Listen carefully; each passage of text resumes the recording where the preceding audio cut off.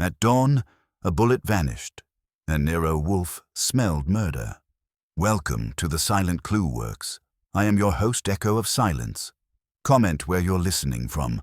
Your voices matter. Grateful you're here. Let's begin.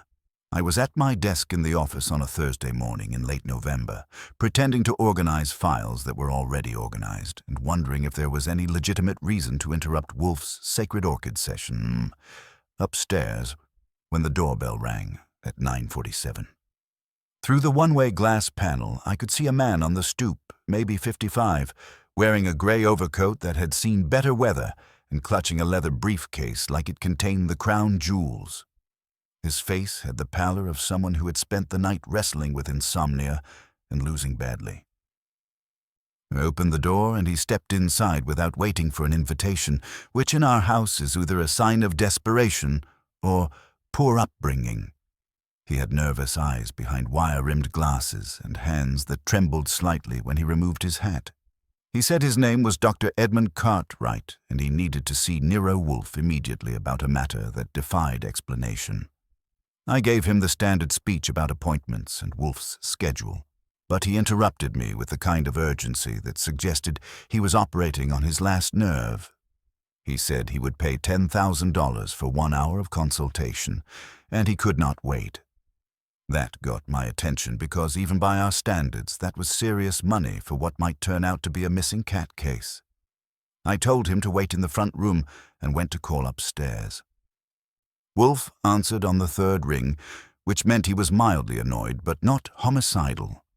I explained the situation and mentioned the figure.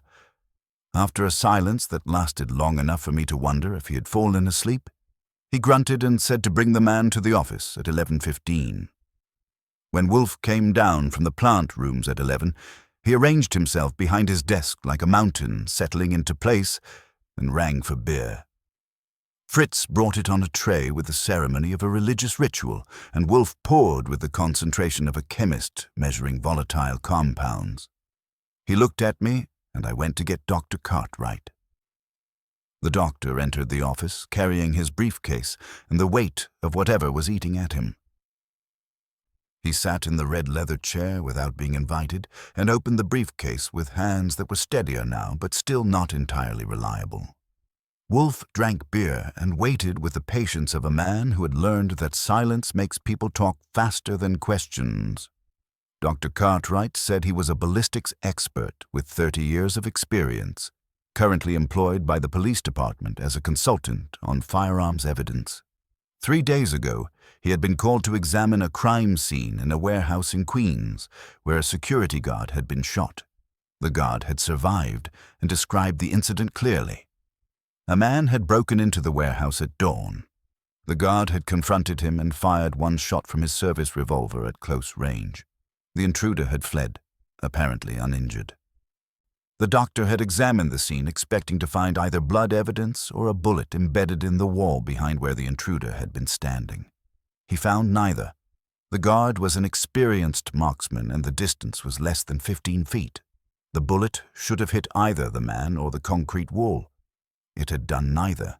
There was no bullet hole, no ricochet marks, no fragments, no trace of lead anywhere in the warehouse. The spent shell casing was in the guard's gun, proving he had fired, but the bullet had simply vanished. Wolfe's eyebrows rose a fraction of an inch, which for him was equivalent to jumping on his desk and shouting. He asked if the doctor had examined the gun. Dr. Cartwright said he had tested it thoroughly. The weapon was functioning normally, the ammunition was standard police issue, and there was no mechanical explanation for what had happened. He had spent 3 days trying to solve the puzzle and had reached the uncomfortable conclusion that the laws of physics had been temporarily suspended in that warehouse. I asked if anyone else had been in the warehouse. The doctor said the guard had been alone on duty, but the building's owner had arrived shortly after the incident. The owner was a man named Victor Brenner, who operated a small import business. Brenner had been cooperative with the police and had allowed a complete search of the premises. Nothing unusual had been found except the absence of a bullet that should have been there. Wolfe leaned back in his chair and closed his eyes. I knew that look. He was either about to dismiss the whole thing as nonsense, or he was intrigued enough to take the case. After a long moment, he opened his eyes and asked what the doctor wanted from him. Dr. Cartwright said he wanted Wolfe to examine the scene and provide an explanation that would let him sleep at night. He was a man of science, and the impossible was keeping him awake. Wolfe was silent for another minute. Then he said he would consider the matter and give his answer by 6 o'clock that evening. The doctor started to object, but Wolfe raised a hand and said that was his condition. Dr. Cartwright could leave his contact information with me. He looked like he wanted to argue, but something in Wolfe's expression stopped him.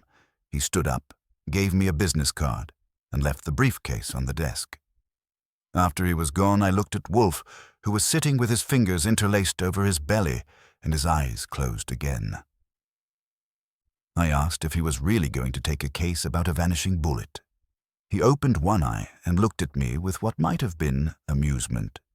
He said that, in his experience, bullets that disappeared usually had help, and finding that help might prove profitable. I had the feeling we were about to discover that the impossible was just another word for expensive. At lunch, Wolfe devoted himself to Fritz's broiled lamb chops with rosemary and declined to discuss vanishing bullets, which was standard procedure. He believes that mixing food with speculation produces indigestion of both the stomach and the mind. I ate and waited, knowing that the gears were turning behind that massive forehead, even if the mouth was occupied with more pressing matters. After lunch, he returned to the office and settled behind his desk with the deliberate care of a man arranging his thoughts along with his bulk. He sat quietly for several minutes, his eyes closed, his lips moving slightly in what might have been prayer or calculation. Then he opened his eyes and told me to call Dr. Cartwright with our decision. We would take the case. The fee would be $15,000, with $5,000 as a retainer. I asked if he was gouging a desperate man, and he said he was charging for the privilege of explaining the impossible. When I made the call, Cartwright agreed without hesitation, which told me he valued his sleep more than his money. Next, Wolfe instructed me to call Inspector Kramer. I raised an eyebrow at that because bringing the police into our business this early meant Wolfe was taking the matter seriously, but I placed the call. Kramer was at his desk and sounded like he had been chewing on something unpleasant, which was his usual condition when dealing with us. Wolfe asked him about the warehouse incident in Queens, and Kramer asked why he wanted to know. Wolfe said he had been consulted on a peripheral matter and needed to verify certain details. Kramer said it was routine breaking and entering with no injuries and no theft, hardly worth our attention. Wolfe asked whether the guard was reliable. Kramer said the guard was a former police officer with 20 years on the force and no reason to fabricate stories. Wolfe asked whether anything had been stolen from the warehouse. Kramer said the inventory was still being checked, but nothing appeared to be missing. The intruder had apparently been interrupted before he could take anything. Wolfe thanked him and hung up before Kramer could start asking his own questions, leaving the inspector talking to dead air. At 4 o'clock, Wolfe sent me to Queens with instructions to examine the scene and to interview everyone involved. He said I should pay particular attention to anything that seemed perfectly normal, because in his experience, normal was where people hid abnormal. I took the sedan and drove through traffic that was already thickening with rush hour, thinking about bullets that vanished and clients who paid premium rates for miracles. The warehouse was a brick building in an industrial district near the waterfront, surrounded by similar structures that looked like they had been built during the first Roosevelt administration and forgotten during the second. A sign above the loading dock read, "Brenner Continental Provisions," in letters that were peeling like old paint.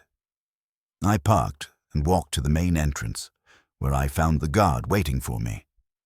Frank Miller was a thick-set man in his 60s with gray hair and the bearing of someone who had spent most of his life in uniform. He had intelligent eyes and hands that stayed steady when he shook mine, which was a point in his favor. He led me inside to a large open space filled with wooden crates and cardboard boxes stacked on pallets. The air smelled of dust and cardboard and something faintly sweet that I could not immediately identify.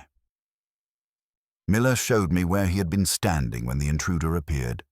It was near the main entrance, about 15 feet from a side door that opened onto an alley. He demonstrated how the man had come through that door just after 4 in the morning, moving quickly but quietly. Miller had called out a warning, and the intruder had turned toward him. Miller had drawn his service revolver and fired once, aiming center mass the way he had been trained for 20 years. I asked him to describe what happened next. He said the intruder had jerked as if expecting impact, but had not fallen or cried out. Then the man had turned and run back through the side door, moving fast but not stumbling. Miller had not pursued because his orders were to protect the warehouse, not chase suspects into dark alleys. He had called the police immediately, and they had arrived within 10 minutes. I walked to the spot where the intruder had been standing and examined the wall behind that position. It was bare concrete, painted a dull gray, unmarked except for the usual accumulation of grime. I ran my hand over the surface, feeling for any depression or chip that might indicate bullet impact. There was nothing. The wall was as smooth as the day it had been painted. I got down on my knees and checked the floor for any sign of a ricochet or fragments. The concrete was clean except for ordinary dust. While I was conducting my futile search, a door at the far end of the warehouse opened and 2 people entered. The first was a man I assumed to be Victor Brenner, tall and thin with silver hair and the kind of expensive overcoat that suggested his import business was doing well. Behind him came a woman with dark hair pulled back severely and eyes that could cut glass. She carried a clipboard and walked like someone accustomed to being obeyed. Brenner approached with his hand extended and a smile that was professionally warm. He introduced himself and thanked me for taking an interest in their peculiar situation. His handshake was firm and his voice had the smooth quality of someone who made his living talking people into things. The woman was Elena Varkos, his operations manager, and she looked at me with the suspicion of someone who had dealt with too many investigators asking the same questions. I asked Brenner what was stored in the warehouse. He said they imported specialty food items from Europe and the Mediterranean, mostly high-end products for restaurants and gourmet shops. The current inventory included olive oil, vinegar, spices, and some ceramic cookware. Nothing particularly valuable to a common thief, which made the break-in puzzling. I asked if anything was missing, and he said they had conducted a complete inventory and everything was accounted for. I asked Miller if he was certain he had hit his target. He looked at me like I had questioned his parentage and said he had been shooting competitively for 30 years and could put 6 rounds through a playing card at 25 feet. At 12 feet with a stationary target, he could not miss. But there was no blood on the floor, no hole in the wall, and no bullet anywhere to be found. It was as if the laws of physics had taken a coffee break. Elena Varkos spoke for the first time, asking why another investigation was necessary when the police had already examined everything twice. I told her that Nero Wolfe did not examine things. He looked at them until they made sense. She did not seem impressed with the distinction. I spent another 20 minutes wandering the warehouse, looking for anything that did not fit the pattern. The sweet smell I had noticed earlier was stronger near a stack of crates marked as containing imported spices. When I asked about it, Brenner said the aroma tended to linger even in sealed containers. I asked to see the side door where the intruder had entered. The lock had been forced from the outside, the metal bent and scratched. That part of the story was consistent with a break-in. But the missing bullet remained the central mystery, the one fact that made everything else suspect. I asked Miller if the intruder had made any sound when shot. He said he heard a grunt, a sharp intake of breath as if the man had been hit. But there was no blood, no cry of pain, no sign that a bullet had found its mark. Before leaving, I asked for a complete employee list and an inventory manifest. Brenner said he would have both sent to the brownstone within the hour. I thanked him, nodded to Elena, who ignored it, and told Miller to get some rest. As I walked back to the car, I thought about the geometry of impossibility. A man shoots, a bullet flies, a target reacts, but nothing remains. It was either the best magic trick I had ever seen or the worst lie I had ever heard. When I returned to the brownstone at 6:30, I found Wolfe in the office reading a catalogue of orchid supplies. I sat at my desk and gave him a complete report, including the nervous guard, the smooth businessman, the hostile manager, and the bullet that had apparently learned to fly in circles. When I finished, Wolfe sat silent for several minutes, his eyes closed and his lips moving slightly. Finally, he opened his eyes and said the bullet had not disappeared. It had simply gone where it was supposed to go, and we had been looking in the wrong direction. He told me to call Saul Panzer and arrange for surveillance of the warehouse, starting immediately. Then he instructed me to invite Dr. Cartwright and Mr. Brenner to the office for 8:30 that evening, together. When I asked why both, he said because one of them was lying and the other did not know it yet. At 8:15, Fritz brought coffee on a tray, with a ceremony reserved for occasions when Wolfe wished to appear hospitable without actually feeling so. The coffee sat untouched on the side table, while Wolfe arranged himself behind his desk like a judge preparing to hear testimony. I'd already called Saul Panzer, who accepted the surveillance assignment with his usual professional calm, and both Dr. Cartwright and Victor Brenner, giving them appointments that would overlap without warning either that he would be sharing the stage. The doorbell rang at 8:28. Through the one-way glass, I saw Brenner on the stoop, still wearing his expensive overcoat, but carrying himself with less confidence than he had shown at the warehouse.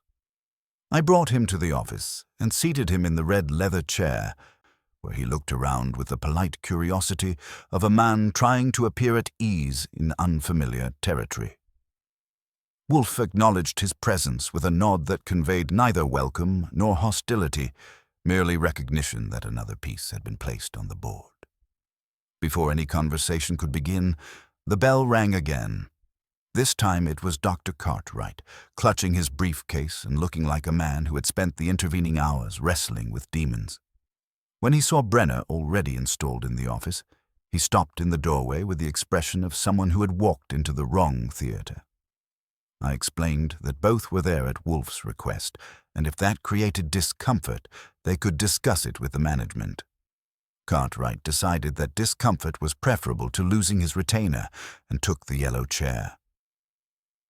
Wolfe opened his eyes and regarded them both with the attention of a naturalist studying specimens. He said that Dr. Cartwright had engaged him to explain the impossible, but impossibility was merely another word for insufficient information. He asked the doctor to describe again, precisely, what he had observed at the warehouse, omitting nothing that might seem irrelevant. Cartwright repeated his account, adding details about the lighting, the angle of fire, and the condition of Miller's weapon. He emphasized that he had tested the gun afterward and found it mechanically perfect, capable of putting 6 rounds through a playing card at the distance involved. Wolfe turned to Brenner and asked what was stored in the immediate area where the intruder had been standing. Brenner consulted a small notebook and said the space contained crates of imported olive oil from Greece and containers of spices from various Mediterranean countries. Nothing particularly valuable by criminal standards, certainly nothing worth risking a breaking and entering charge. Wolfe asked whether anyone had examined the contents of those specific containers. Brenner said the police had checked the seals and found them intact, but had not opened them. The questioning continued with Wolfe's characteristic patience, each inquiry building on the last like stones in a wall. He asked about the warehouse's security procedures, the employee schedules, the access codes. It became clear that only 3 people had complete access: Brenner himself, his operations manager, Elena Varkos, and the guard, Frank Miller. The intruder had bypassed the alarm system, which suggested either professional skill or inside knowledge. Brenner insisted that his people were beyond reproach, but Wolfe observed that everyone was beyond reproach until the moment they were caught. Then came the pivot that changed everything. Wolfe asked Dr. Cartwright for his technical report on the guard's weapon, the detailed analysis he had mentioned that morning. Cartwright opened his briefcase with hands that trembled slightly and began searching through the papers. His frown deepened as he shuffled documents, checked pockets, and searched again. Finally, he looked up with the expression of a man who had just discovered his house was on fire. The report was gone. He said he had placed it in the front compartment of the case before leaving his office and had not opened the case since. I was beside him in 3 steps, examining the briefcase while he stammered explanations. The leather case was well organized, but the front pocket where the report should have been was empty. I asked who had handled the case. Cartwright said no one, then paused with the look of a man remembering something unpleasant. He had left it on the chair in the front room for perhaps 30 seconds while using the lavatory, just before Fritz had summoned them to the office. 30 seconds. Long enough for someone very quick and very bold. I went to the front room and checked the chair, the floor, the entire hallway. Nothing. The front door was locked and chained. I returned to the office and reported that the house was secure, but the damage was done. Wolfe's expression had hardened into something resembling granite. The disappearance of a document inside his own house was not merely theft. It was violation of sanctuary, an act of war against the established order of his world. Brenner looked genuinely puzzled and asked what could be so important about a routine ballistics report. Cartwright explained that it contained the weapon's serial number and microscopic analysis of the firing pin markings, standard forensic data that could be replicated but whose theft sent a clear message. Wolfe said the message was indeed clear. Someone did not want them examining that particular gun too closely. He instructed Cartwright to leave the briefcase for thorough examination and to go home and lock his doors. He told Brenner to return to his warehouse immediately and verify that his inventory was complete, paying particular attention to those containers with the sweet aroma. Brenner asked what he meant by that. Wolfe said that certain volatile chemicals used in manufacturing explosives had distinctive odors that were sometimes masked by legitimate fragrances like vanilla or spices. A man who imported food products would have perfect cover for importing other things. Brenner's face went pale, and he stood without another word, grabbing his coat and leaving the office with the urgency of someone who had just realized his world might be about to explode. After Cartwright followed him out, I locked the front door and returned to find Wolfe pouring beer with the concentration of a man performing a ritual. I asked if he really believed there were explosives in the warehouse. He said it was possible, but he was more interested in the audacity of someone who would steal documents from inside the brownstone. He told me to dust the briefcase for fingerprints immediately, then call Saul and have him follow Brenner, not to the warehouse, but wherever else he might go. The game had moved beyond missing bullets into territory that was both more dangerous and more personal. I put on gloves and went to work on the briefcase. The leather yielded several sets of prints. Cartwright's, some smudges from handling, and on the inside flap near the empty pocket, one clear partial thumbprint that was too small and delicate to belong to either of our evening guests. Someone with small hands had been very busy in our front room, and that someone had just made the mistake of bringing Nero Wolfe's legendary stubbornness into play. I lifted the partial print using powder and tape, working under the bright desk lamp with the precision that comes from years of practice and an appreciation for evidence that might matter in court. The thumbprint was clear enough for identification, small and delicate with a distinctive whorl pattern that would stand up under scrutiny. I photographed it from multiple angles and filed the images while Wolfe sat watching with the expression of a man whose sanctuary had been violated by someone foolish enough to leave calling card. At 9:30, Saul called from Queens. He reported that Brenner had not gone directly to his warehouse as instructed, but had instead made a detour to a residential address in Brooklyn Heights. Brenner had entered a brownstone and emerged 20 minutes later with Elena Varkos, his operations manager. They had driven together to the warehouse and were currently inside with the lights on, moving among the crates with what appeared to be considerable urgency. Saul said he could see them through the loading dock window, and their body language suggested they were not conducting routine inventory. Wolfe told Saul to maintain surveillance and report any visitors or unusual activity. After hanging up, he sat silent for several minutes, his mind working through the implications of Brenner and Varkos meeting at this hour. Then he instructed me to call Inspector Kramer and inform him that we had reason to believe the warehouse contained materials that would interest his bomb squad. I started to ask for clarification, but his expression suggested that questions would be unwelcome and obedience was the path of wisdom. Kramer answered on the second ring and listened to my carefully worded message with the skepticism of a man who had learned to distrust Wolfe's hunches while simultaneously respecting their accuracy. He asked what evidence we had, and I told him we had observations about suspicious odors and behavior patterns that suggested the presence of volatile materials. He said that was the most elaborate way anyone had ever told him they were guessing. But he would send a unit because ignoring Wolfe's guesses had proven expensive in the past. While waiting for Kramer's callback, I decided to follow up on something that had been nagging at me since my visit to the warehouse. I called Lon Cohen at the Gazette and asked for background information on Elena Varkos. Lon's research revealed that before joining Brenner Continental Provisions, she had worked for a chemical supply company in New Jersey that had been investigated for selling restricted precursors to illegal laboratories. The investigation had been dropped for lack of evidence, but her name had appeared in the files as a person of interest. Within an hour, Kramer called back, and his voice had lost its edge of irritation. The bomb squad had discovered 12 containers of commercial-grade ammonium nitrate concealed inside crates marked as olive oil. The material was sufficient to level a city block if properly deployed. Brenner and Varkos were in custody, both claiming complete ignorance and insisting the containers must have been switched during shipping.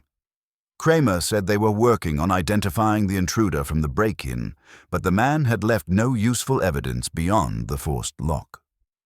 After Kramer hung up, I found myself thinking about the central mystery that had started this whole investigation: the bullet that had vanished without a trace. Wolfe had said we were looking in the wrong direction, and I decided to take that literally. I told him I wanted to examine the exterior of that warehouse wall, the side that faced the alley. He nodded approval and told me to be thorough but careful. It was past midnight when I parked 2 blocks from the warehouse and approached on foot through the quiet industrial streets. The building was dark except for security lights, and police tape across the loading dock indicated it was now a crime scene. I circled to the rear, moving through shadows until I reached the narrow alley that separated the warehouse from an abandoned factory. I found the section of wall that corresponded to where the bullet should have impacted on the inside. At that spot, the bricks were slightly different in color, a shade lighter than the surrounding masonry. The mortar was newer too, not by much, but definitely not original construction. I took out my pocket knife and probed the mortar joints. They crumbled easily, far too easily for proper masonry work. Working carefully, I loosened one of the bricks and discovered that behind it, instead of solid wall, was empty space. I shone my flashlight into the cavity and found it went straight through, creating a hidden compartment that had been concealed by a thin layer of plaster on the interior side. The concrete wall I had examined earlier was nothing more than a false front, painted to look solid, but actually hollow. The solution was elegant in its simplicity.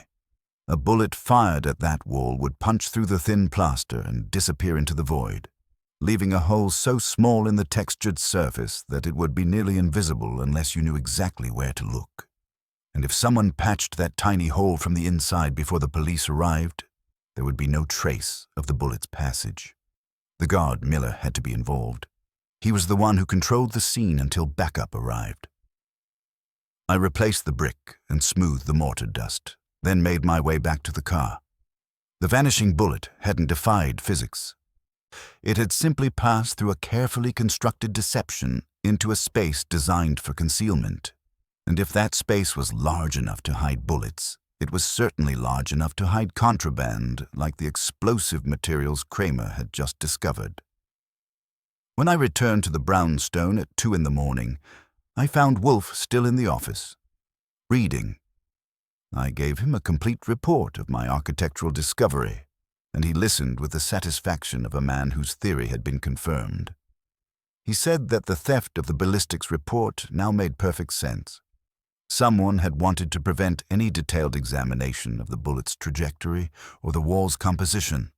The report would have contained measurements and angles that might have revealed the deception. Wolfe closed his book and announced that tomorrow we would have visitors, probably several of them, because people who built elaborate deceptions to hide their crimes could not resist the urge to discover how much we knew about their handiwork. The game was entering its final phase, and like all good games, it would be won by the player who understood the rules well enough to change them. Friday morning brought the kind of gray November weather that makes Manhattan look like a photograph printed in shades of disappointment.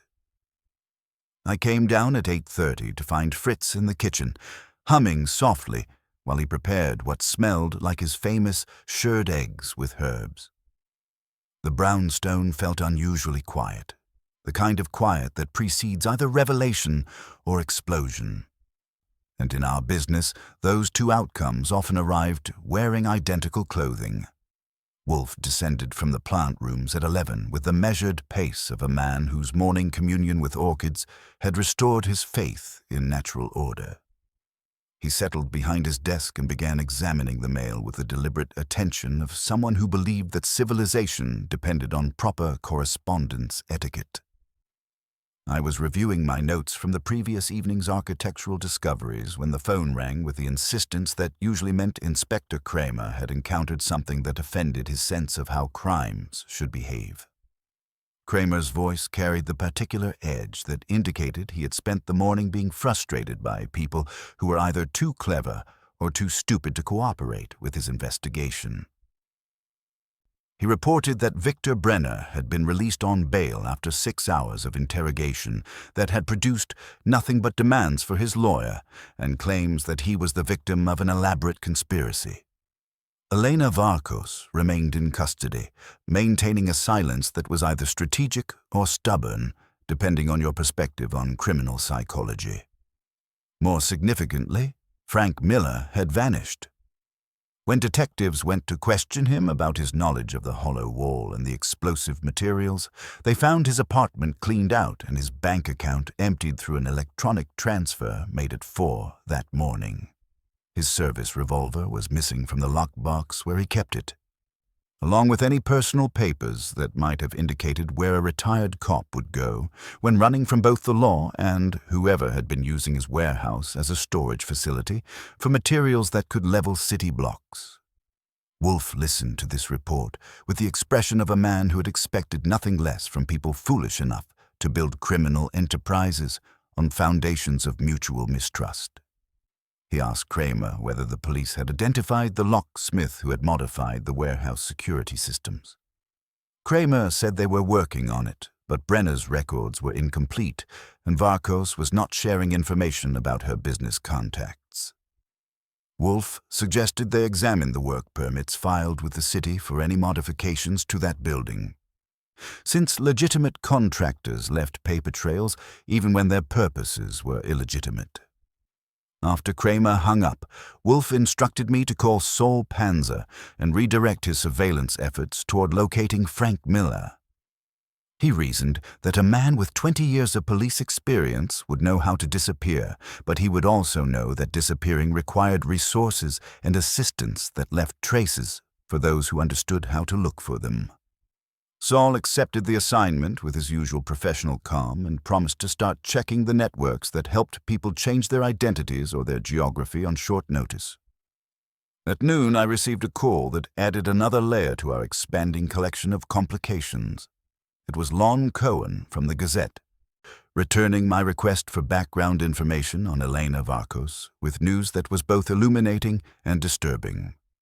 Before joining Brenner Continental Provisions, Varkos had worked for a chemical supply company in Newark that had been investigated by federal authorities for selling restricted materials to unlicensed laboratories. The investigation had been dropped when key witnesses disappeared and evidence vanished from supposedly secure storage facilities. More interesting was the connection Lon had discovered between Varkos and a man named Nikos Talaris, who operated a small security and locksmith business in Queens. Talaris was Varkos's cousin, and according to city records, he had performed extensive work on the Brenner warehouse 6 months earlier, installing new locks and upgrading the alarm system. The work had taken 3 weeks, which seemed excessive for a building that size unless the contractor was doing more than changing locks and running wire. I reported these findings to Wolfe, who received them with the satisfaction of a man watching scattered pieces arrange themselves into recognizable patterns. He said that a locksmith with family connections to someone importing restricted chemicals would have both the skills and the motivation to create hidden storage spaces that could pass casual inspection. He instructed me to locate Nikos Talaris and invite him to the office for a conversation about his professional relationship with Brenner Continental Provisions. Finding Talaris proved easier than expected. His business operated from a small storefront in Astoria, and when I called, he answered the phone himself with the cautious politeness of someone who had learned to be wary of unexpected inquiries. I identified myself as an associate of Nero Wolfe and explained that we were investigating irregularities at a warehouse where he had performed security work. He agreed to come to the brownstone at 4 o'clock, which suggested either innocence or confidence in his ability to handle whatever questions we might ask. Talaris arrived punctually, a compact man in his 40s with intelligent eyes and hands that showed the calluses of someone who worked with tools and metal. He carried himself with the careful posture of someone who had learned that appearing harmless was often more useful than appearing dangerous. I brought him to the office, where Wolfe was waiting with the patient attention he reserved for witnesses who might provide crucial information if properly encouraged to talk. Wolfe began with questions about the warehouse work, asking Talaris to describe the modifications he had made to the building's security systems. Talaris answered readily, explaining that he had installed new deadbolt locks on all exterior doors, upgraded the alarm system to include motion sensors, and reinforced several interior walls that the owner claimed were structurally weak. The wall work had been the most time-consuming part of the job, requiring him to remove sections of interior paneling and rebuild them with better materials. I watched Talaris carefully as he described this work. His answers were detailed and consistent, but there was something in his manner that suggested he was editing his account, leaving out details that might be significant. When Wolfe asked about the specific location of the wall modifications, Talaris hesitated before answering, and his description of the work area matched exactly the section where I had discovered the hollow cavity and removable bricks. Wolfe shifted the conversation to Talaris's relationship with Elena Varkos, asking how she had recommended him for the warehouse job. Talaris said his cousin had mentioned that her employer needed security work done, and she had provided his name as someone who could be trusted to work quickly and quietly. He insisted that he had never asked questions about the nature of Brenner's business, preferring to focus on the technical requirements of the job rather than the reasons behind them. The questioning continued for another 20 minutes, with Wolfe probing gently but persistently into details about timing, materials, and the specific instructions Talaris had received. It became clear that the locksmith had been given very precise specifications for the wall modifications, including measurements and structural requirements that went far beyond normal security concerns. Someone had planned those hidden compartments with considerable forethought, and Talaris had been selected for his skills and his willingness to work without asking inconvenient questions. When Wolfe asked directly whether Talaris knew what had been stored in the spaces he had created, the locksmith's composure cracked slightly. He said he had suspected the modifications were not entirely legitimate, but he had needed the money and had convinced himself that ignorance was safer than knowledge. He admitted that he had seen trucks making deliveries to the warehouse at unusual hours, but he had made a point of not being curious about their contents. Before dismissing Talaris, Wolfe asked one final question, whether anyone else had asked him about his work at the warehouse. Talaris nodded reluctantly and said that Frank Miller had approached him 2 weeks earlier, asking detailed questions about the wall construction and expressing concerns about the building's structural integrity. Miller had seemed particularly interested in whether the modifications could be detected by someone examining the building carefully. After Talaris left, Wolfe sat in silence for several minutes, his eyes closed and his fingers interlaced over his considerable bulk. Finally, he opened his eyes and announced that we now had enough information to understand the structure of the conspiracy, but we still lacked the crucial element that would explain why Frank Miller had chosen this particular moment to disappear. He instructed me to prepare for visitors the following day, because people who built elaborate deceptions invariably felt compelled to discover how much their opponents knew about their handiwork. The game was approaching its climax, and like all good games, it would be won by the player who understood that the most important moves were often the ones that appeared to accomplish nothing at all. Saturday morning brought Saul Panzer's voice on the telephone at 9:15. Carrying news that rearranged several pieces of our puzzle while simultaneously creating new ones. He had located Frank Miller at a small motel near Newark Airport, registered under his own name with the confidence of a man who either believed himself beyond pursuit or had stopped caring about the consequences of being found. Miller had made a reservation on an evening flight to Montreal, suggesting he preferred Canadian hospitality to whatever reception awaited him in New York. More significantly, Saul reported that Miller appeared to be suffering from what could only be described as a severe case of nerves. The man had been observed pacing his room, making frequent trips to the window and jumping at ordinary sounds like car doors slamming in the parking lot. This was not the behavior of a simple security guard who had witnessed a break-in. This was a man who understood that his knowledge had made him dangerous to people who eliminated dangerous complications with professional efficiency.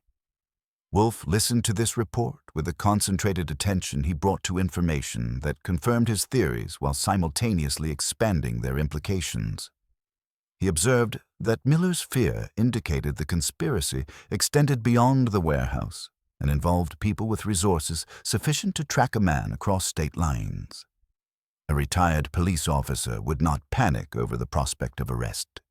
He would panic over the prospect of becoming expendable to associates who preferred permanent solutions to temporary problems.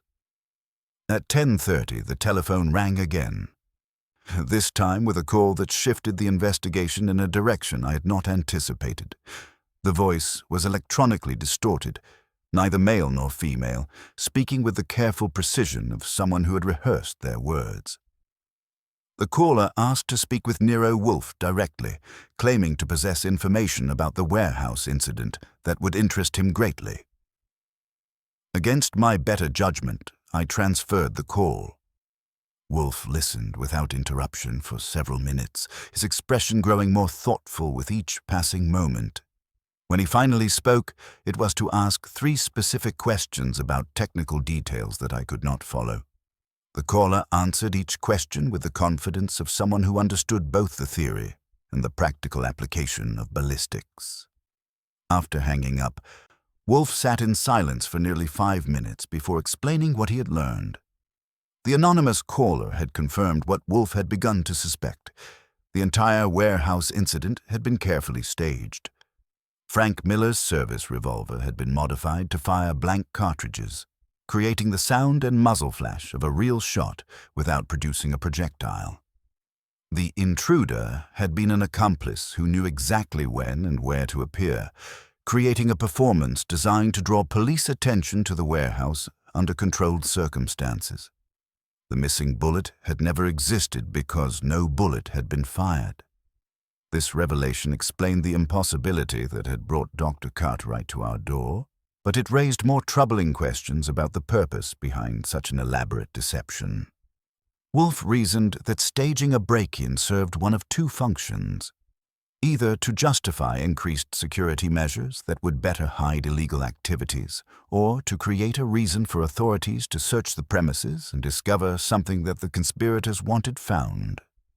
Given the explosive materials Kramer had uncovered, the latter seemed more probable. At 11:45, Victor Brenner arrived without appointment, looking like a man who had spent the night wrestling with the mathematics of federal sentencing guidelines and losing badly. I brought him to the office, where Wolfe regarded him with the patient attention of someone waiting for a confession that was inevitable, but not yet complete. Brenner's composure had deteriorated considerably since our last meeting. His expensive overcoat could not disguise the fact that he was sweating despite the November chill. Brenner began with protests about his innocence and moved quickly to accusations against Elena Varkos, whom he claimed had manipulated him into unknowingly participating in her criminal enterprise.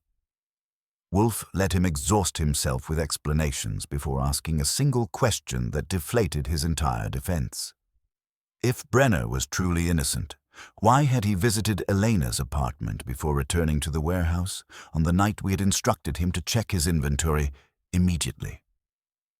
The question hung in the air like smoke from a discharged weapon. Brenner's face went through several color changes before settling on a pale gray that suggested his digestive system was reconsidering its recent decisions. He stammered something about being concerned for Elena's safety, but Wolfe dismissed that explanation with a gesture that conveyed both contempt and finality. A man whose business was under federal investigation did not prioritize social calls over compliance with direct instructions from the detective he had hired.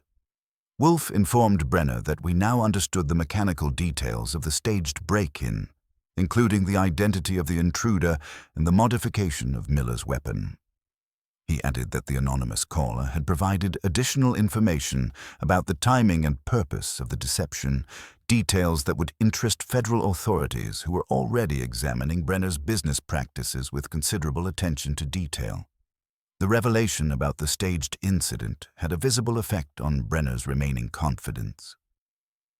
He realized that his carefully constructed story about being an innocent victim was crumbling under the weight of evidence that demonstrated premeditation and coordination among multiple participants. When Wolfe mentioned that Frank Miller was currently in hiding and likely to be arrested within hours, Brenner's composure collapsed entirely. Before dismissing Brenner with instructions to prepare a complete confession for federal authorities, Wolfe delivered a warning that carried the weight of absolute certainty. He explained that the theft of documents from inside the brownstone had transformed this matter from a professional obligation into a personal vendetta. When Nero Wolfe considered something personal, the distinction between justice and revenge became largely academic. After Brenner departed with the urgency of a man fleeing a burning building, Wolfe instructed me to call Inspector Kramer and arrange a meeting for the following morning. He wanted all the principals assembled in our office: Brenner, Elena Varkos, if she could be released on bail, Nikos Talaris, and if possible, Frank Miller himself. The time had come to demonstrate how an impossible crime became possible through the application of careful planning, technical knowledge, and the willingness to sacrifice accomplices when the operation began to unravel.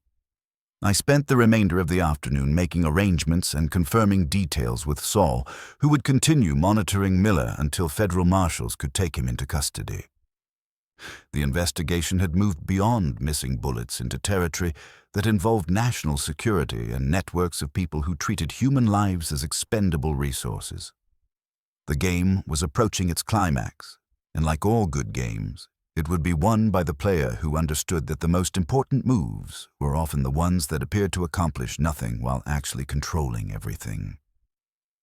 Sunday morning brought the kind of November weather that makes you grateful for central heating and Fritz's coffee, both of which were working overtime as our office filled with people who would have preferred to be anywhere else. I had spent the early hours coordinating with Kramer and the federal agents, ensuring that our gathering would proceed without the kind of interruptions that usually involve Miranda rights and emergency medical services.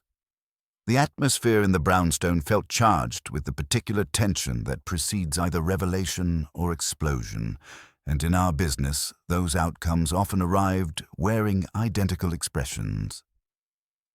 Kramer arrived first at 10 sharp, bringing with him Elena Varkos under federal escort. She entered the office with the controlled composure of someone who had spent her time in custody rehearsing her denials, but I noticed her eyes darting around the room as if calculating distances to exits that didn't exist. Victor Brenner followed 15 minutes later with his attorney in tow, a sharp-featured man named Morrison who carried himself with the aggressive confidence of someone billing serious money for damage control. Nikos Talaris came next, looking like a man who had spent the night wrestling with the mathematics of federal sentencing guidelines and losing badly. Finally, at 10:45, 2 federal agents delivered Frank Miller, who entered the office looking like he had aged a decade since his attempted flight to Montreal. His eyes held the haunted expression of someone who understood that his choices had led him into territory where the only exits were marked with federal prison terms. Wolfe surveyed the assembled group with the satisfaction of a chess master preparing to announce checkmate. He began by observing that what had appeared to be an impossible crime was actually an elaborate performance designed to achieve very specific objectives. The vanishing bullet, he explained, had not defied the laws of physics because no bullet had ever been fired. Frank Miller's service revolver had been modified to chamber blank cartridges, producing the sound and muzzle flash of a real shot while firing no projectile whatsoever. The purpose of this theatrical deception, Wolfe continued, was to create justification for police attention without arousing suspicion about how anyone knew the warehouse contained materials worth investigating. A break-in provided perfect cover for bringing authorities to the building while maintaining the appearance of accidental discovery. The hollow wall I had found was not designed to catch stray bullets, but to conceal contraband that could be revealed or removed as circumstances required. Wolfe turned his attention to the architectural modifications that had made the deception possible. Nikos Talaris had created the false interior surfaces during legitimate security work, following specifications that made no structural sense, but provided perfect concealment for materials that should not appear on any manifest. The sweet aroma I had noticed during my warehouse visit came not from imported spices, but from chemical compounds hidden among the legitimate inventory. Elena Varkos had orchestrated the entire operation with considerable skill. Using her position at Brenner Continental Provisions to arrange storage of restricted materials while simultaneously preparing to eliminate her connection to those materials through strategic revelation to authorities. She had recruited Miller for his credibility as a former police officer, commissioned Talaris for his technical skills and family loyalty, and manipulated Brenner through selective information and forged authorizations. What she had not anticipated was Miller's growing unease with his role. A man with 20 years of police experience could recognize the smell of serious criminal activity, and when Miller discovered the true nature of what was stored in the warehouse, he had begun asking dangerous questions. His consultation with Talaris about the wall construction had been motivated by suspicion rather than curiosity. And his sudden departure from Montreal had been driven by the realization that people who could testify about explosive materials tended to have brief life expectancies. The missing element that had brought the entire conspiracy into focus was the theft of Dr. Cartwright's ballistics report from our front room. Someone with small hands and considerable nerve had removed the document during the brief moment when Cartwright was absent, fearing that detailed technical analysis would expose the blank cartridge modification. The partial thumbprint I had recovered from the briefcase belonged to Elena Varkos, whose presence in the brownstone that evening had provided the opportunity for this violation of our sanctuary. Miller spoke up then, his voice rough with exhaustion and something that might have been relief. He admitted his role in staging the break-in, claiming he had been told it was a simple insurance fraud and had known nothing about explosives or contraband. When the police investigation intensified, and Wolfe became involved. He had panicked and run, understanding that his participation in even a fake shooting could lead to charges far more serious than he had bargained for. Elena's composure began to crack under the weight of Wolfe's methodical exposition. She had constructed an elaborate scheme to use Brenner's import business as cover for smuggling restricted chemicals, hiding dangerous materials among legitimate food products while preparing to jettison her inventory through staged discovery when law enforcement attention became too intense. The break-in was meant to provide cover for removing the most valuable contraband while leaving behind enough evidence to satisfy investigators and protect the larger network. Wolfe concluded by observing that the theft of documents from inside the brownstone had transformed this matter from a professional puzzle into a personal affront. When criminals brought their activities into his home, they ensured that their exposure would be both complete and unforgiving. The impossible bullet had been explained, but the larger question of justice remained to be settled in courts and consciences that operated by different rules than those governing the sanctuary of West 35th Street. Kramer signaled to his officers, who moved to positions behind Elena's chair. The room seemed to exhale collectively as the tension that had been building for days finally broke. Wolfe leaned back in his chair with the satisfaction of a man who had restored order to his universe through the application of logic and stubborn persistence. The vanishing bullet had been found where it belonged, in the realm of human deception rather than physical impossibility. Kramer remained motionless for a long moment, feet planted, chewing his unlit cigar while his eyes made a slow circuit of the assembled faces. I had seen him display various combinations of anger, exhaustion, and disgust, sometimes achieving all three before lunch, but what he wore now included a grudging respect that he would never admit aloud. He turned to Wolfe and asked, without particular politeness, but not quite belligerently, whether there were any remaining loose ends that needed clarification before the federal agents started collecting their prizes. Wolfe observed that one detail still offended his sense of completeness. The anonymous telephone call providing technical information about the modified revolver had been helpful, but assistance without apparent motive was an insult to logical reasoning. Someone with specialized knowledge of ballistics and access to inside information had chosen to guide our investigation toward the truth. His gaze settled on Victor Brenner with the weight of absolute certainty. Brenner's remaining composure cracked like ice under pressure. He admitted that his younger brother, a physics professor at the State University, had visited the warehouse 2 weeks earlier and noticed unusual scoring patterns inside Miller's service revolver. The professor had recognized the modifications immediately, having studied ballistics as part of his research into projectile physics. When he suggested that someone had deliberately altered the weapon's firing characteristics, Brenner had panicked and sworn him to secrecy, but the professor had apparently decided that family loyalty had limits when explosives were involved. Kramer signaled to a sergeant, who began taking down the professor's contact information with the methodical attention that suggested an enlightening conversation would follow. The anonymous caller's identity resolved. Wolfe turned his attention to the final piece of unfinished business, the stolen ballistics report that had violated the sanctuary of his office. Elena Varkos sat rigid in her chair as Wolfe explained that the document had not left the brownstone. The theft had been too quick and too risky for casual disposal, and someone who stole information rather than destroying it intended to control rather than eliminate evidence. Logic dictated that the report remained within easy reach of the person who had taken it. His slight nod in my direction sent me to the coat rack in the hallway. I returned with Elena's handbag, ignoring Morrison's protests about illegal searches and Elena's desperate grab for the bag. Kramer produced a warrant from his coat pocket with the satisfaction of a man who had learned to anticipate Nero Wolfe's requirements. The ballistics report was folded once and tucked between the bag's lining and leather exterior, accessible through a small tear in the seam that accommodated slender, careful fingers.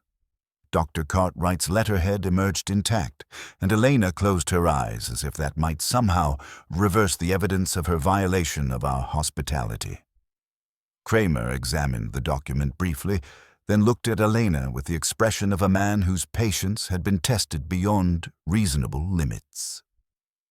The time for explanations and negotiations had expired. Federal agents moved into position as Morrison demanded private consultation with his client and was told he could conduct it in the car during transport to federal detention facilities. Frank Miller went quietly, his relief at finally unburdening himself of the conspiracy evident in his posture. He had been a policeman at heart, and policemen generally preferred arresting criminals to becoming them.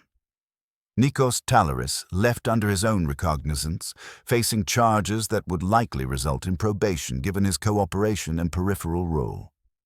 Victor Brenner departed with his attorney, still protesting his innocence but understanding that his protests carried little weight against documented evidence of his authorization codes on suspicious shipments. Elena Varkos was led out last, her defiance finally exhausted under the accumulated weight of evidence and logic. As the door closed behind the federal agents, the brownstone exhaled with the relief of a sanctuary restored to its proper order. Fritz appeared in the doorway, asking whether lunch should proceed on schedule, and Wolfe confirmed that normal routines could resume. After the office emptied and silence returned to West 35th Street, Wolfe reached for the beer Fritz had placed on his desk and drank with the satisfaction of a man who had restored equilibrium to his universe through the application of reason and persistence. I asked when he had first suspected that the shooting was staged, and he replied that impossibility itself had provided the crucial clue. When physical evidence contradicts physical laws, one must assume the evidence has been fabricated rather than that nature has suspended its operations for criminal convenience. The bullet that disappeared at dawn, Wolfe observed, had never been a bullet at all, but an illusion contrived by people who believed that deceiving the senses would enable them to escape the consequences of their actions. Their fundamental error was assuming that because something occurred during the gray hour when most people operate at diminished capacity, it would pass for reality under sustained examination. They had overlooked that intelligence operates independently of solar schedules. Dr. Cartwright arrived that afternoon to retrieve his briefcase and settle our fee, looking considerably more rested than when he had first climbed our front steps 3 days earlier. Wolfe explained the complete resolution, including the recovery of his stolen report from Elena's possession during her arrest. Cartwright listened with fascination, marveling at the elegant simplicity of a deception that had baffled his scientific expertise. When Cartwright presented the check for $15,000, he asked whether Wolfe ever tired of exposing human folly. Wolfe considered the question while gazing toward the orchid rooms where afternoon sunlight was beginning to fade. He replied that folly provided the raw material of their profession, and while its abundance could be wearying, its systematic analysis offered the only reliable intellectual entertainment available to a person of discrimination in an increasingly chaotic world. Dinner that evening featured Fritz's braised duck with cherries, accompanied by wild rice and followed by a salad of endive and watercress. We ate in companionable silence, honoring the food with proper attention, while the conversation about vanishing bullets and explosive conspiracies receded into memory. The brownstone had returned to its natural state of ordered tranquility. As we settled in the office afterward, I opened my notebook to record the final details while Wolfe selected a book from the shelf behind his desk. He observed, without looking up, that the most dangerous weapon in any criminal arsenal was not firearms or explosives, but the human capacity for believing what we wish to be true rather than what evidence demonstrates. Everyone involved had been undone by reality's stubborn refusal to conform to their preferred version of events. I closed the notebook and filed it under cases resolved through the application of logic to circumstances that had initially defied logical explanation. Outside, the city continued its perpetual noise and chaos, full of people devising new methods for deceiving each other and themselves. Inside, the air carried the familiar scents of coffee and old books, and everything occupied its proper place in the established order. Wolfe announced that tomorrow morning would require repotting the cymbidiums, as their growing medium needed adjustment. I acknowledged the instruction and suggested we should examine the walls behind them, since recent experience had demonstrated that hollow spaces attracted unwelcome tenants. Wolfe permitted himself a barely visible smile and wished me good night. The office returned to silence. The case was complete. And somewhere in Queens, a warehouse wall was being rebuilt with solid brick, leaving no accommodation for vanishing bullets or the people who fired them. The next morning brought newspapers that treated our warehouse adventure with the enthusiasm editors reserve for stories involving explosives and federal prosecutors. The Gazette gave it 2 columns below the fold, with Lon Cohen's byline and enough detail to satisfy the curious without compromising ongoing investigations. He mentioned assistance from a well-known West 35th Street detective, which was his diplomatic way of acknowledging Wolfe's involvement without triggering a lecture about publicity and the sanctity of professional discretion. By 10, I had clipped the relevant articles and filed them under cases that had escalated beyond their original scope, which was becoming a disturbingly thick folder. Wolfe was in the plant rooms conducting his morning communion with the orchids, and the brownstone had settled back into its customary rhythm of controlled chaos and intellectual satisfaction. Fritz was humming in the kitchen, which meant lunch would be worth the wait. And I was at my desk pretending to organize files while actually reviewing the high points of a case that had started with an impossible bullet and ended with enough ammonium nitrate to rearrange the Queen's zoning map. At 11:15, Inspector Kramer arrived without appointment, looking like a man who had spent the night wrestling with paperwork that refused to behave according to established procedures.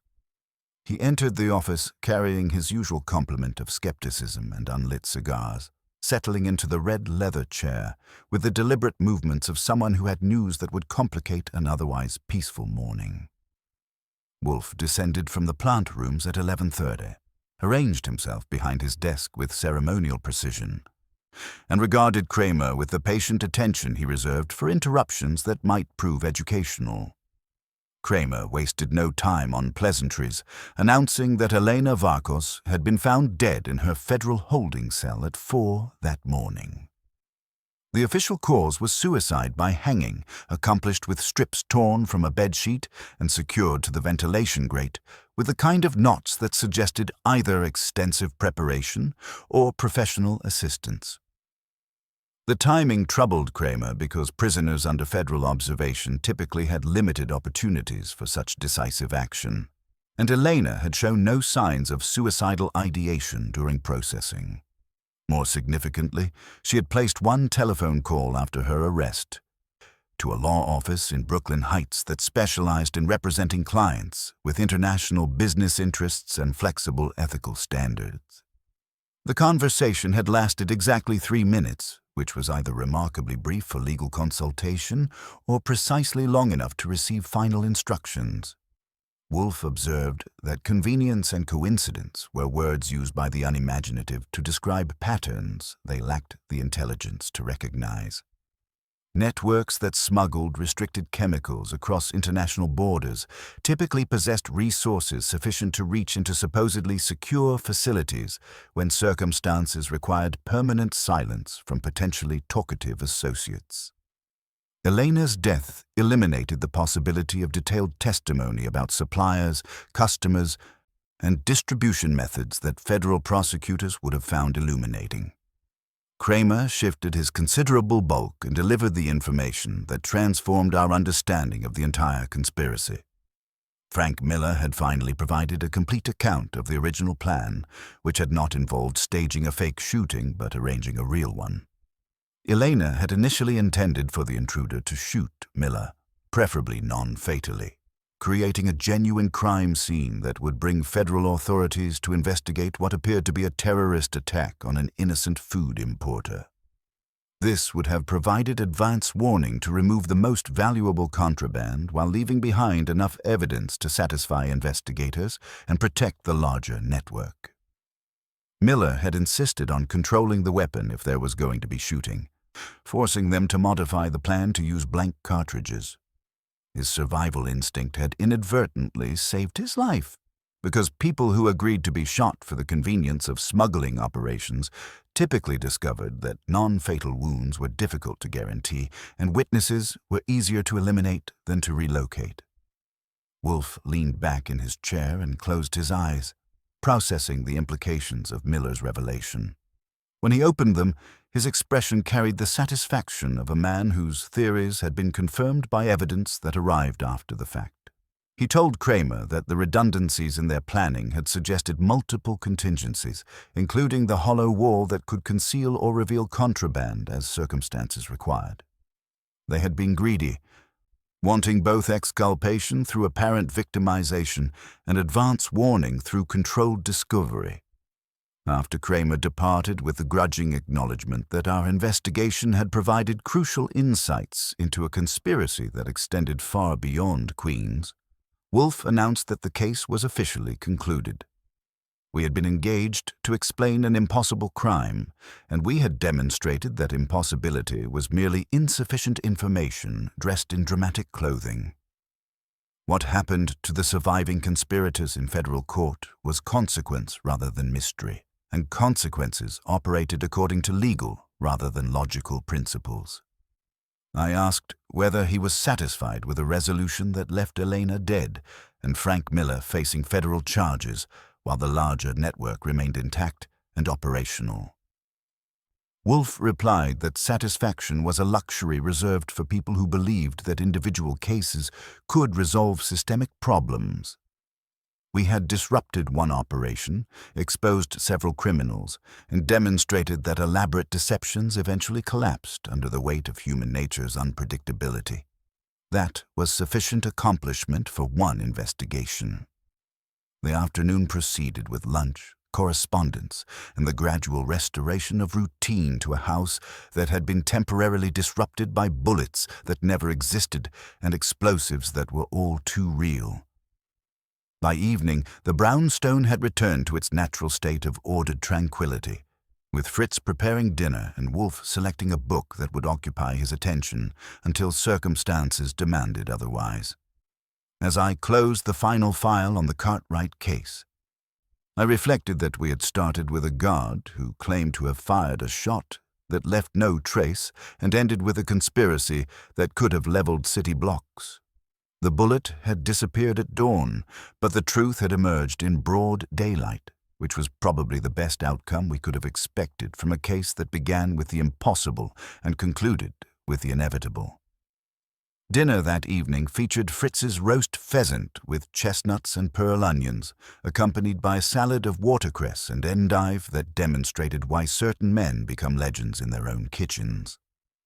Wolfe ate with the concentrated devotion he reserved for game birds prepared according to his specifications, his eyes half closed in appreciation of textures and flavors that lesser cooks could only approximate. I'd learned long ago that conversation during such meals was not merely discouraged, but treated as a form of cultural vandalism. When the last bone had been properly attended to, and Fritz had served coffee in the office with ceremonial precision, Wolfe settled behind his desk with the satisfied exhalation of a man whose universe had been restored to proper order. The case files were closed, Dr. Cartwright's check had been deposited, and the brownstone had returned to its natural state of intellectual sanctuary. Yet something in Wolfe's expression suggested that the evening's business was not entirely complete. I was updating the expense ledger when the doorbell rang at 9:20, an unusual hour for visitors unless they brought either emergency or gratitude. Through the one-way glass, I saw Dr. Cartwright on the stoop, looking considerably more composed than during his previous visits and carrying a small package wrapped in brown paper. He declined my invitation to enter, explaining that he wished only to leave a token of appreciation that went beyond financial compensation. I brought the package to Wolfe, who regarded it with the suspicion he reserved for unsolicited gifts and unexpected compliments. Inside was a vintage magnifying glass with a carved ivory handle and a lens of exceptional clarity, accompanied by a note thanking him for restoring the doctor's faith in the immutable nature of physical laws. Wolfe examined the instrument carefully, testing its magnification against the text of his current book, and pronounced it satisfactory. From him, this constituted enthusiastic approval. After placing the magnifying glass in precise alignment with his inkstand, Wolfe observed that Dr. Cartwright represented a vanishing breed, men who insisted on answers when confronted with apparent impossibilities. Most people, he noted, simply adjusted their expectations or ignored inconvenient evidence when reality refused to conform to their preferences. Cartwright's stubborn demand for logical explanation had been the catalyst that transformed a simple ballistics puzzle into the exposure of a conspiracy that could have rearranged several city blocks. I asked whether he was satisfied with the resolution, given that some participants had escaped full accountability while others had paid prices that seemed disproportionate to their actual culpability. Wolfe replied that satisfaction was a luxury reserved for people who believed individual cases could resolve systemic problems. We had been engaged to explain an impossibility, and we had demonstrated that impossibility was merely insufficient information dressed in dramatic clothing. The conversation was interrupted by a call from Inspector Kramer, who reported that federal authorities had traced the warehouse operation to a larger network that moved restricted materials for organizations whose political objectives included urban renovation through violent means. Frank Miller's cooperation had provided crucial intelligence about distribution methods and overseas contacts, which might reduce his sentence while simultaneously making him a permanent resident of witness protection programs. After hanging up, I mentioned that Lon Cohen had called earlier requesting background information for a follow-up story. Wolfe instructed me to provide carefully edited details that satisfied journalistic curiosity without compromising ongoing investigations. The case had concluded successfully, but its implications would continue reverberating through federal courtrooms and international intelligence networks for months to come. Wolfe leaned back in his chair and closed his eyes, a signal that philosophical observation was imminent. He said that the most instructive element of the entire affair had been the fundamental error that doomed the conspiracy from its inception. They had assumed that creating an impossible crime would paralyze investigation through confusion, when actually it guaranteed intensive scrutiny from anyone with sufficient intelligence to recognize that nature does not suspend its laws for human convenience. The bullet that disappeared at dawn, he continued, had taught several valuable lessons about the relationship between deception and reality. First, that elaborate lies require constant maintenance while simple truths support themselves. Second, that people who attempt to rewrite physical laws usually discover that the universe has little patience for amateur editing.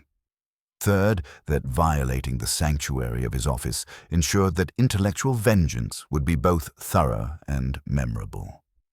I asked what he made of Elena Varkos and her final exit from the conspiracy. Wolfe replied that whether her death had been suicide or assisted departure was ultimately irrelevant to our purposes.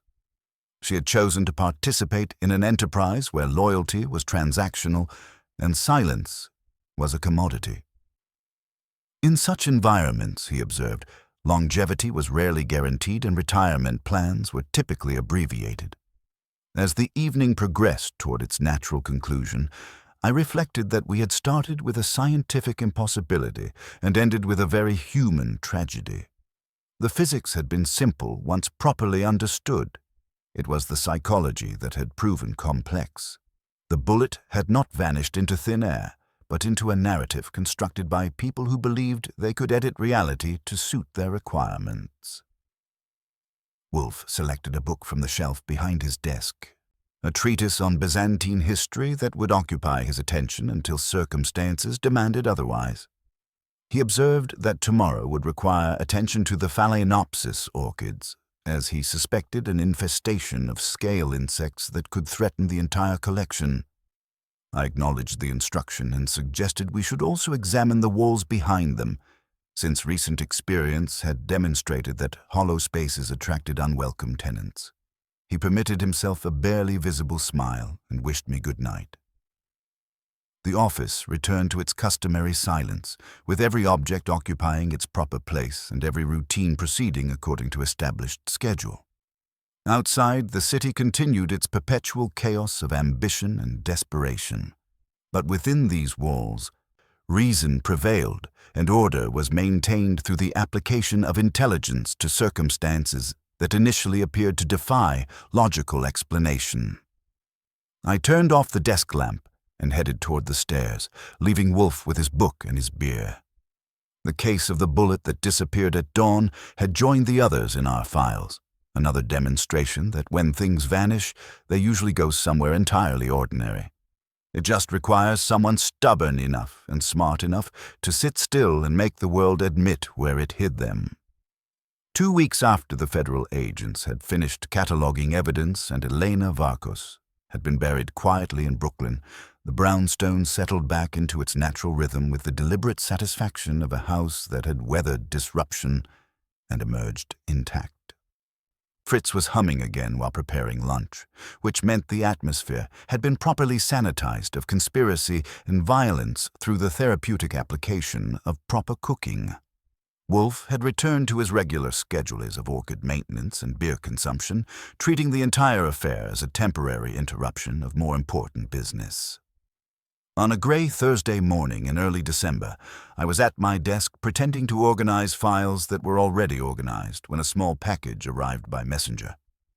The brown paper wrapping bore no return address, only Wolfe's name typed on a label that looked like it had been produced by a machine from the Coolidge administration. Inside the package was a velvet-lined box containing a single, spent lead bullet, slightly flattened on one side as if it had struck something hard. Underneath the bullet was a note written in elegant script on expensive stationery. It read simply, "For the man who understands that some things must be lost before they can be found." A souvenir from the wall that wasn't there. The handwriting had the careful flourishes of someone who had learned penmanship when it was still considered a gentleman's accomplishment. I handed it to Wolfe, who examined it through his magnifying glass before grunting softly. He identified the handwriting as Victor Brenner's, currently out on bail and apparently feeling philosophical about his impending federal incarceration. The bullet, Wolfe observed, was not from the staged shooting since no bullet had been fired that dawn. This was a relic from some previous test of the hollow wall system, a tangible piece of the reality they had tried to conceal. Brenner's gesture was ironic respect, acknowledgement that while he had lost the game, he appreciated the skill of the player who had defeated him. Wolfe dropped the bullet into his desk drawer among the bottle caps and other debris of past victories, dismissing it as sentiment from a man whose sentimentality had contributed to his downfall. He observed that criminals who sent souvenirs were usually the ones who had never quite understood why they were criminals in the first place. Inspector Kramer called that afternoon with news that Frank Miller had formally entered his plea agreement. In exchange for detailed testimony about the international network supplying explosive materials to domestic organizations, he would receive a reduced sentence and relocation under federal protection. Kramer sounded almost cheerful, which for him meant he only growled once during our conversation. He said the federal authorities were calling it a major intelligence breakthrough, but he knew who had done the actual detective work. After hanging up, I asked Wolfe if he was satisfied with Miller's fate. He replied that Miller represented the common tragedy of a man who tried to serve two masters simultaneously. By agreeing to testify, Miller was finally resolving the moral contradiction that had sent him fleeing to Montreal in the first place. Sometimes, Wolfe noted, cooperation with authority was the only path back to self-respect. Lunch featured Fritz's magnificent duck with orange sauce, accompanied by wild rice and followed by endive salad with Roquefort dressing. We ate in the dining room with the curtains drawn against December's grey light, discussing nothing more controversial than whether the new radio programs showed proper respect for the English language. It was Wolfe's method of cleansing the atmosphere, scrubbing away the residue of federal investigations with the abrasive power of civilized conversation.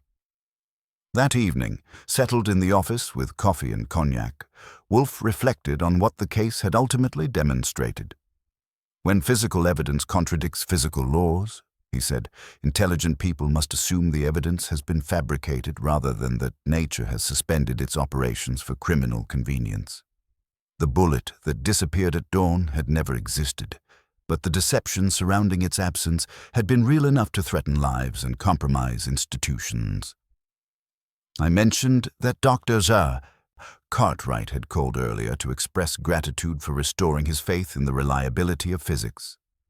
Wolfe replied that maintaining a scientist's confidence in natural law was perhaps more significant than exposing a smuggling operation, since civilization depended more on shared understanding of reality than on the temporary disruption of criminal enterprises. As the evening progressed toward its natural conclusion, I reflected on the peculiar satisfaction that came from cases beginning with impossibilities and ending with explanations that seemed obvious in retrospect. The vanishing bullet had taught us that when things disappear, they usually go somewhere entirely ordinary. The challenge was maintaining sufficient patience and intelligence to wait while the world admitted where it had hidden them.